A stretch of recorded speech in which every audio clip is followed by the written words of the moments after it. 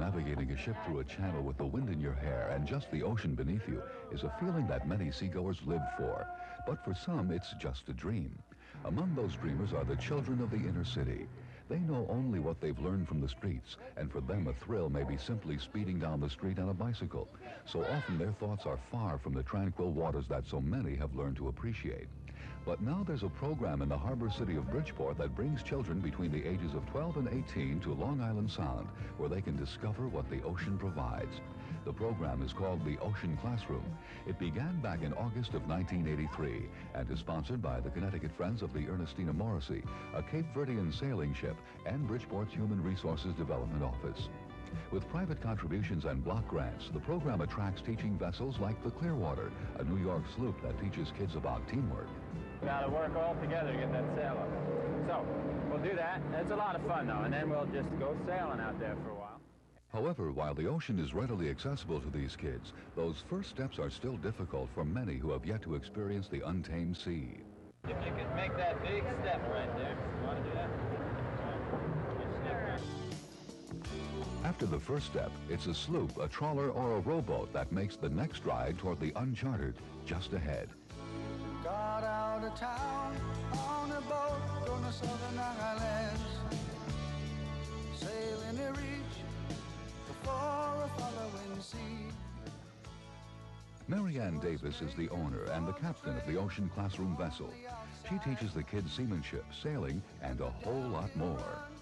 There's a lot of independence to be gotten from any sort of, well, being out on the water or the wilderness or anything really away from the city and the conventional environment they're used to. For children like Elmer Rivera, the benefits seem simpler, but just as important. Because I didn't have nothing to do, you know, and I beat the streets. It gives me a better opportunity to make something of my life. I think it's pretty good what they're doing with this program. I think that if there were other kids that would enjoy what they're doing now, I think there would be more kids involved in this program. What neither parent or child may know is that while the children learn navigational skills, they're also reinforcing those basic math principles. But seldom does a child fall victim to boredom because you never know what the ocean may bring you when the net comes up. And even the most common fish is a whole new world. Oh, we got two kinds of fish. No, two. Here's a big I can't hold it up very well. While this tour went without a hitch, every day doesn't bring sunshine to the Ocean Classroom crew. The reason we brought you here today, or this morning, was because the weather was bad and the Carter couldn't get off the dock. So we thought we'd bring you over here to the Peabody Museum, who has basically a good exhibit of invertebrates, or as we know, marine animals without backbones. In New Haven recently, a rain out at Schooner Incorporated turned into an educational tour of the Peabody Museum. We try to pass on a little bit of respect.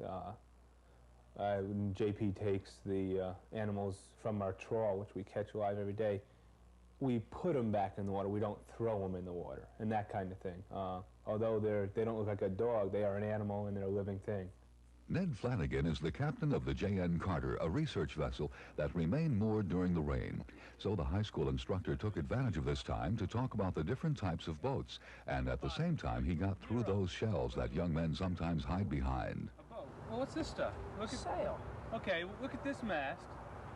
Look at this, it's got two of these boom things. It has a shorter mast and a longer boom. Okay, and where's the mast located? In the front of the boat. Where's that? A city kid is a tough kid. He's got a hard core. He's really, to break that shell and get into him is tough. You get him on the boat, which most of them are naive to, it breaks that shell down. They're no longer the cool street kid. They're now, wait a minute, this thing's moving. And that gives you the chance to sneak under there and talk to the kid down where maybe he'll give in a little and look around. As the rain continued, the classroom came inside to a place where seagoing vessels are built.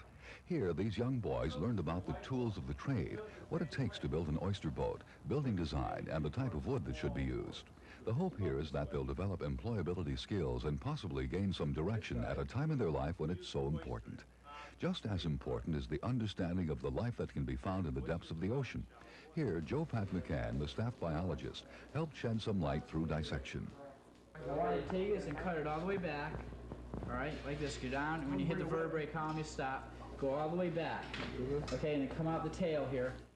Here, the young biologists learn classification techniques that may stay with them for the rest of their lives. For the 14-year-old freshman from Central High School, James Henry Kemp, this is an experience he'll treasure. Well, my mother, she signed me up, and to me, I didn't really want to get into it, but I went to a couple of classes, and it was very interesting, so I started going to every class, and so far it's been very a learning experience for me, and I like it very much. Ocean Classroom Program Coordinator Mary Fernandez says the program often makes youngsters aware of a resource they never knew existed.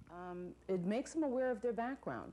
What we found with dealing with Bridgeport's inner city kids was that many of them didn't realize that it was there for them to use, that it could provide recreation and at the same time an education. But now James Henry and this rowing crew know about the resources of the ocean and how to use it for recreation. And while rowing may still be a difficult task at first, it's no longer beyond their reach. The hardcore kid, as Captain Flanagan puts it, can become a leader, and a young man with nothing to do can fill those empty afternoons with the games that the ocean offers. Whether it's rowing or sailing, Joseph Cardozo, the volunteer executive director at Ocean Classroom, hopes that young people from the inner city and the suburbs can learn that there are alternatives to the street. And he hopes that Bridgeport's rich maritime past will send children scurrying to libraries to learn more about the history of this seaport while improving library techniques. The dream also includes an Ocean Classroom vessel and high school accreditation. But until these things become a reality, chances are the kids of the Ocean Classroom will learn to appreciate and grow all at the same time while simply sailing toward deeper waters and understanding. You understand now why you came this way. 'Cause the truth you might be running from is so small, but it's as big as the promise of a coming day.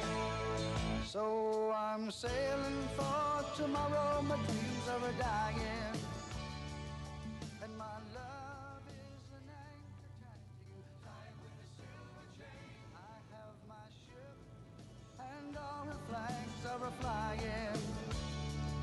She is all that I have.